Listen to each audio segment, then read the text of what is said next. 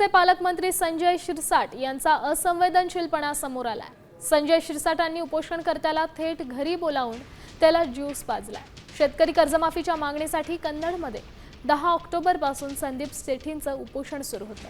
पालकमंत्र्यांच्या बिझी शेड्यूलमुळे त्यांना कन्नडला येणं शक्य नसल्याचं उपोषणकर्त्यांनाच संभाजीनगरला पालकमंत्र्यांच्या घरी आणा असा निरोप देण्यात आला। त्यानंतर उपोषणकर्त्याला संभाजीनगर शहरातील पालकमंत्र्यांच्या घरी आणून उपोषण सोडलं। दरम्यान चौफेर टीकेनंतर संजय शिरसाटांनी सारवासारव केली। उपोषणकर्त्यांच्या मागणीवरून त्याला घरी बोलावलं होतं असं त्यांनी म्हटलं। संभाजीनगरचे खासदार संदीपांजी भुमरे साहेबांना हे कळवलं की कन्नडला असं उपोषण चालू आहे व त्यांनी त्यांच्याकडून ही माहिती पालकमंत्र्यांपर्यंत पोहोचवली आणि पालकमंत्री माननीय श्री संजयजी शिरसाट साहेब यांनी देखील तातडीनं माझ्या मागण्याची दखल घेऊन मला भेटण्यासाठी बोलवून त्यांना देखील असं वाटलं की काहीतरी शेतकऱ्याची तळमळ आहे।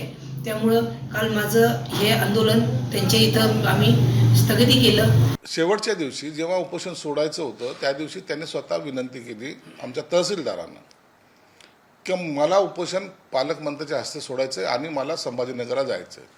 म्हणून त्यांनी केलेल्या मागणीनुसार तहसीलदारांनी त्यांना सन्मानाने माझ्याकडे बोलवलं आणि आम्ही बसून जवळपास अर्धा पाऊण तास चर्चा केली। नंतर त्यांनी उपोषण सोडलं।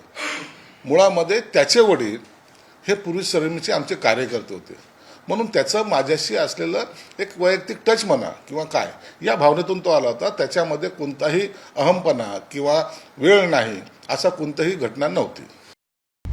आता isakal.com आहे देशातील नंबर 1 ची मराठी न्यूज वेबसाईट। प्रत्येक अपडेटसाठी isakal.com ला नक्की भेट द्या।